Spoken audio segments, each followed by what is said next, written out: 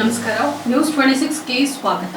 ಗಡಿ ಸೋಮನಾಳ ಗ್ರಾಮದ ಶೌಚಾಲಯ ವಿವಾದ ಸ್ಥಳಕ್ಕೆ ತಹಸೀಲ್ದಾರ್ ಭೇಟಿ. ವಿಜಯಪುರ ಜಿಲ್ಲೆ ತಾಳಿಕೋಟೆ ತಾಲೂಕಿನ ವ್ಯಾಪ್ತಿಗೆ ಬರುವ ಗಡಿ ಸೋಮನಾಳ ಗ್ರಾಮದಲ್ಲಿರುವ ಮಹಿಳೆಯರ ಶೌಚಾಲಯ ಬಯಲು ಶೌಚಾಲಯದ ಸ್ಥಳವನ್ನ ತೆರವುಗೊಳಿಸುವುದರ ಹಿನ್ನೆಲೆಯಲ್ಲಿ ಎದ್ದ ವಿವಾದವನ್ನ ಪರಿಹರಿಸಲು ತಾಳಿಕೋಟೆ ತಹಸೀಲ್ದಾರ್ ಡಾಕ್ಟರ್ ವಿನಯಾ ಹೋಗಾರ ಅವರು ರವಿವಾರ ಸ್ಥಳಕ್ಕೆ ಭೇಟಿ ನೀಡಿ ಗ್ರಾಮಸ್ಥರ ಜೊತೆ ಸಭೆ ನಡೆಸಿ ವಿವಾದದ ಕುರಿತು ಗ್ರಾಮಸ್ಥರಿಂದ ಮಾಹಿತಿಯನ್ನ ಪಡೆದುಕೊಂಡರು. ಈ ಸಂದರ್ಭದಲ್ಲಿ ಗ್ರಾಮದ ಪ್ರಮುಖರು ಮಾತನಾಡಿ, ಶಾಸಕರಾದ ರಾಜುಗೌಡ ಪಾಟೀಲರು ಈಗಾಗಲೇ ಗ್ರಾಮದಲ್ಲಿ ಸಾಕಷ್ಟು ಕಾರ್ಯಗಳನ್ನ ಮಾಡಿದ್ದಾರೆ. ಇದೀಗ ಅತಿ ಹೆಚ್ಚು ಆಸಕ್ತಿ ವಹಿಸಿ ಗ್ರಾಮಕ್ಕೆ ಸರ್ಕಾರದಿಂದ ಆಸ್ಪತ್ರೆ ಮಂಜೂರು ಮಾಡಿಸಿದ್ದಾರೆ. ಇದರಿಂದ ಎಲ್ಲರಿಗೂ ಅನುಕೂಲವಾಗುತ್ತದೆ ಅಂತ ಕೆಲವರು ಇದನ್ನ ದುರುದ್ದೇಶದಿಂದ ವಿರೋಧಿಸುತ್ತಿದ್ದಾರೆ. ಇದು ಸರಿ ಇಲ್ಲ. ಇದೇ ರೀತಿ ಮಾಡಿ ನಾವು ಹಿಂದೆ ಸಹಕಾರಿ ಸಂಘ ಹಾಗೂ ಗ್ರಾಮ ಪಂಚಾಯತ್ ಅಲ್ಲಿಯೇ ಆಗೋದನ್ನ ಕಳೆದುಕೊಂಡಿದ್ದೇವೆ ಅಂತ ಕಿಡಿಕಾರಿದ್ರು. ತಹಶೀಲ್ದಾರ್ ಡಾಕ್ಟರ್ ವಿನಯಾ ಹೋಗಾರ ಅವರು ಮಾತನಾಡಿ, ಮಹಿಳೆಯರ ಸಮಸ್ಯೆ ಪರಿಹಾರವೂ ಆಗಬೇಕು, ಇಲ್ಲಿ ಸರ್ಕಾರದಿಂದ ಮಂಜೂರಾದ ಆಸ್ಪತ್ರೆಯು ನಿರ್ಮಾಣವಾಗಬೇಕು. ಈ ರೀತಿಯ ಕ್ರಮ ಕೈ ತೆಗೆದುಕೊಳ್ಳಿ ಅಂತ ಅಧಿಕಾರಿಗಳಿಗೆ ಸೂಚಿಸಿ ಗ್ರಾಮಸ್ಥರನ್ನ ಸಮಾಧಾನಪಡಿಸಿದ್ರು. ಸಭೆಯಲ್ಲಿ ಭೀಮನಗೌಡ ತಂಗಡಗಿ, ಮುತ್ತು ದೋಳೇಕರ್, ಜಯಪ್ಪ ಹರಿಜನ್, ತಿಪ್ಪಣ್ಣ ಪೂಜಾರಿ, ಸುರೇಶ್ ಕಂಗಳ್, ತಾಳಿಕೋಟೆ ಪಿಎಸ್ಐ ಜ್ಯೋತಿ ಕೋತ್, ಕೊಡಗಾನೂರ ಗ್ರಾಮ ಪಂಚಾಯತ್ ಅಭಿವೃದ್ಧಿ ಅಧಿಕಾರಿ ಈರಣ್ಣ ಬಡಿಗೇರ, ಪೊಲೀಸ್ ಸಿಬ್ಬಂದಿ ಸಿದ್ದನಗೌಡ ದೊಡ್ಡಮನಿ ಹಾಗೂ ಗ್ರಾಮಸ್ಥರು ಹಾಜರಿದ್ದರು. ವರದಿ ರಮೇಶ್ ದಲ್ಲಾಲಿ, ನ್ಯೂಸ್ 26 ಕನ್ನಡ, ವಿಜಯಪುರ. ನಮ್ಗೆ 1 ಎಕರೆ ಮನಿ ಅದ, ನಮ್ಗೆ ಸಾಕಷ್ಟು ಆಸ್ತಿ ಅದ. ನನಗೆ ಯಾವ ಗಳಿಸಿ ನನ್ನ ಕಾಲು ಕೆಳಗೆ ಅಂತ ತಿಳ್ಕೊಂಡ್ಬಿಡು. ಅಷ್ಟಿದ್ರು ನಮ್ಗೆ ಏನೂ ಬೇಕಾಗಿಲ್ಲ. 1 ರೂಪಾಯಿದು ನಾ ಯಾರು ಕುಂದಾರ ಇಡೀ ಸಾಮಾನ್ಯ ಮಂದಿಯಾಕ ಸುತ್ತಮಂದಿನೂ ಹೇಳಲಿ, ಇದು ಬಡವರಿಗೆ ಬಗ್ಗರಿಗೆ ಇರಲಿ, ಅನ್ನೇ ಮಾಡಬಾರ್ದು, ಹೆಣ್ಮಕ್ಳು ಮಾಡಬಾರ್ದು. ಇದು ಸ್ವಚ್ಛ ಮಾಡಿಸಿದ್ದೀರಿ, ಇದು ಸ್ವಚ್ಛ ಮಾಡಿಸಿದ್ದೇನೆ.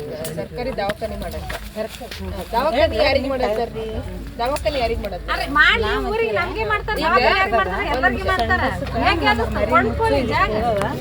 ಅಲ್ಲಿ ಸರ್ಕಾರಿ ಬೀಳದಲ್ಲಿ ಸಾಕಷ್ಟು ಬೀಳದ ಕಾಡೆ ತಗೊಂಡ್ರಿ, ಅಲ್ಲಿ ನೀವು ಸರ್ಕಾರಿ ದವಾಖಾನೆ ಮಾಡ್ತೀವ್ರಿ. ಈ ಸಂಡಸ್ರ ಮನೆ ಸರ್ಕಾರಿ ದವಾಖಾನೆ ಮಾಡಿದ್ರೆ 1ನೇ ಪರಮಾತ್ಮ ಮುಟ್ಟಿ 2ನೇ ಪರಮಾತ್ಮ ಡಾಕ್ಟರ್ ಇಲ್ಲ ಅಂದ್ರೆ ನಮ್ಮ ಜೀವನ ಆಗಿರ್ತದೆ.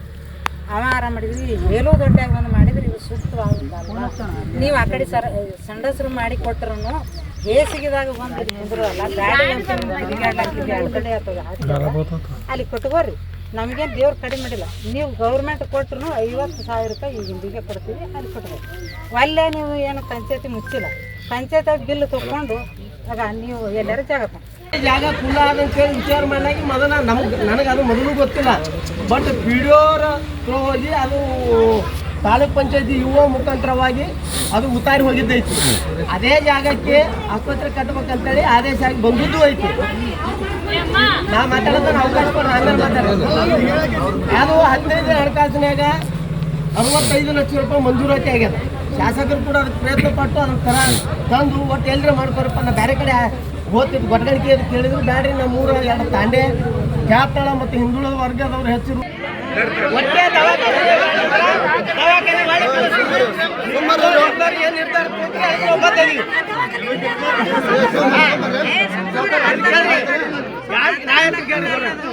ಯಾವುದೇ ಒಂದು ಉದ್ದೇಶಪೂರ್ವಕವಾಗಿ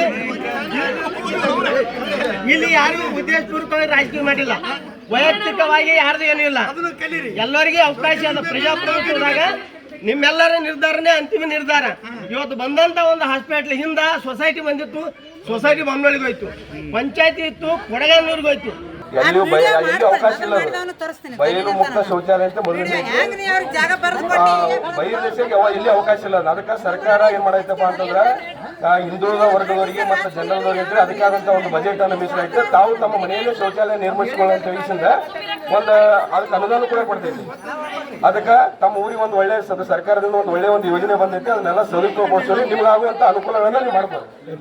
ನೀವು ಸುಮ್ಮನೆ ನೀವು ಜಾಡೋದ್ರಿಂದ ಕೆಲಸ ಮಾಡಿ.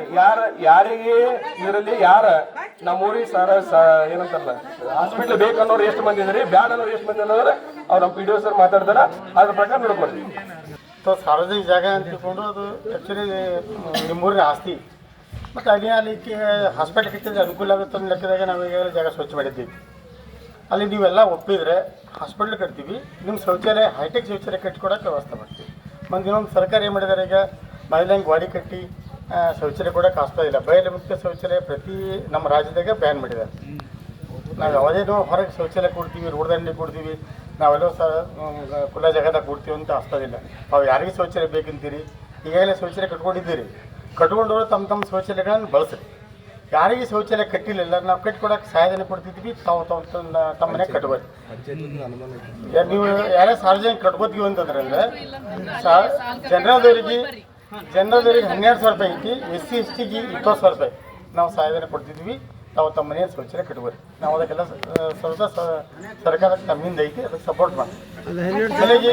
ನೀವು ಹೇಳಿದ್ರಿ ಅದು ಇನ್ನೊಂದು ಜಾಗ ಇಲ್ದವ್ರು ಹೆಂಗೆ ಮಾಡಬೇಕು ಅಂತಂದ್ರೆ, ಜಾಗ ಇಲ್ದವ್ರಿಗೆ ನಾವು ಹಾಸ್ಪಿಟಲ್ ಕಟ್ಟಿದಂತ ಜಾಗ ಉಳಿತು ಅಂದ್ರೆ ಆ ಜಾಗದಾಗ ನಿಮ್ಗೆ ಹೈಟೆಕ್ ಶೌಚಾಲಯ ಕಟ್ಕೊಡಕ್ಕೆ ಫಸ್ಟ್ ಆಫ್ ಆಲ್ ಹೇಳ್ತೀನಿ, ಇದೊಂದು ಸೀಟ್ ಅಲ್ರಿ, ಬಸ್ ನೀರು ಸರ್ಕಾರದಿಂದ ಹೈಟೆಕ್ ಶೌಚಾಲಯ ಬೇಕಿರ್ತಾರೆ. ಹೈಟೆಕ್ ಶೌಚಾಲಯ 15-20 ಹೈಟೆಕ್ ಹಾಕೊಂಡು ಬೋರ್ ಹಾಕ್ತಾರೆ, ಟ್ಯಾಂಕ್ ಕುಡಿಸ್ತಾರೆ, ಶೌಚಾಲಯ ಕಟ್ಟಿ ಹೈಟೆಕ್ ಶೌಚಾಲಯ ಯಾರು ಜಾಗ ಇಲ್ಲಿಕ್ಕಿಲ್ಲ, ಜಾಗ ಅಸ್ಪಷ್ಟ ಹೈಟೆಕ್ ಶೌಚಾಲಯ ಮಾಡ್ಕೊಂಡು ಅದಕ್ಕೆ ಅಟ್ಯಾಚ್ ಮಾಡೋಕ್ಕೂ ಅಸ್ಪಷ್ಟ ಐತಿ. ಗಾಡಿ ಕಟ್ಟಿ ಬರಲ್ಲ, ನೀವು ರೋಡ್ದಂಡಿಗೆ ಎಲ್ಲೋ ನಾವು ಇರಲಿ. ಈಗ ಶೌಚಾಲಯ ಇಲ್ಲ ಅಂತ ಅನ್ನೋದೊಂದು ಅಭಿಪ್ರಾಯ ಜನರ ಐತಿ, ಇಲ್ಲ ಅಂತ ನಾವು ಅನ್ನೋದಿಲ್ಲ. ಅದನ್ನ ಮಾಡಿಕೊಡಕ್ಕೆ ಅವಕಾಶ ಮಾಡಿಕೊಡ್ತೀವಿ. ಬಟ್ ಈಗ ಬಂದಂಥ 15 ಹಣಕಾಸಿನ ಗ್ರಾಂಟ್ ಬಂದಿದ್ದರಿಂದ CSR ಅದು ಹೊಳ್ಳಿ ಹೋಗ್ತದ, ನೀವು ಸದುಪಯೋಗ ಪಡಿಸುವರಿ. ಇಲ್ಲಾಂದ್ರೆ ಅದು ತಾಳಿಕೋಟಿ ತಾಲೂಕು ಹಿಂದುಳಿದ ತಾಲೂಕು ಅಂತೇಳಿ ಅದರಾಗ ಬಂದದೈತೆ. ಅದು ಆ ಗ್ರಾಂಟ್ ಹೊಳ್ಳಿ ಹೋಯ್ತು, ಬರೋದಿಲ್ಲ 2026 ಹೊಳ್ಳಿ ಹೋಗ್ತದೆ ಅಂತ ಹೇಳ್ಯಾರ. ಅದ್ರ ಸಲಂದು ಸರ್ಕಾರ ಮ್ಯಾಗ ಮೊದಲದು ಅಪ್ರೂವಲ್ ತರಬೇಕಾದ್ರೂ ಅದೇ ಜಾಗದ ಉತ್ತಾರ ಹೆಚ್ಚಿನೇ ಅಪ್ರೂವಲ್ ಆಗಿ ಬಂದದ್ದೈತಿ. ಅಂದ್ರೆ ಕೇಂದ್ರ ಸರ್ಕಾರದಾಗ ಏನು ಹೇಳಿದ್ರು, ನೀವು ಯಾವುದಾದ್ರೂ ಒಂದು ಸ್ಥಳ ನಿಗದಿಪಡಿಸಿದ ಸ್ಥಳ ನಮಗೆ ದಾಖಲಾತಿಯನ್ನು ಒದಗಿಸಿದ್ರೆ ಮಾತ್ರ ಅಪ್ರೂವಲ್ ಕೊಡ್ತೀವಿ ಅಂತ ಮಾತ್ರಕ್ಕೆ ಅದನ್ನೇ ಉತ್ತಾರಿ ಪಂಚಾಯತ್ ಕಡೆಯಿಂದ ಗೌಂಟಾಣ ಜಾಗ ಎಲ್ಲ ಕೇಳಿದಾಗ ಅದು ಖಾಲಿ ಇತ್ತಂತ ಸಲ ಅದನ್ನೇ ಹೆಚ್ಚು ಅಪ್ರೂವಲ್ ತಂದಿದ್ರಿ. ಜಾಗಕ್ಕೆ ಆ ಜಾಗದ ಬಗ್ಗೆ ನಿಮ್ಮೆಲ್ಲರೂ ಅಭಿಪ್ರಾಯ ಇಲ್ರಿ. ನಮ್ಮ ಅವ್ರದ್ದು ನಾವೇನು ಇಲ್ಲ ಅನ್ನಂಗಿಲ್ಲ. ನಮ್ಮೂರ ದವಾಖಾನೆ ಅದ, ನಮಗೂ ಒಂದು ನನ್ನ ಮಕ್ಕಳು ಎಲ್ಲಿ ಸಣ್ಣ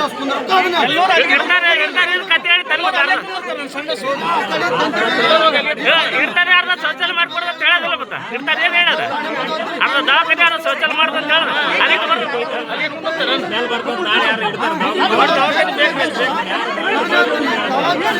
ಉದ್ದೇಶಪೂರ್ವಕ ಬಂದಾರ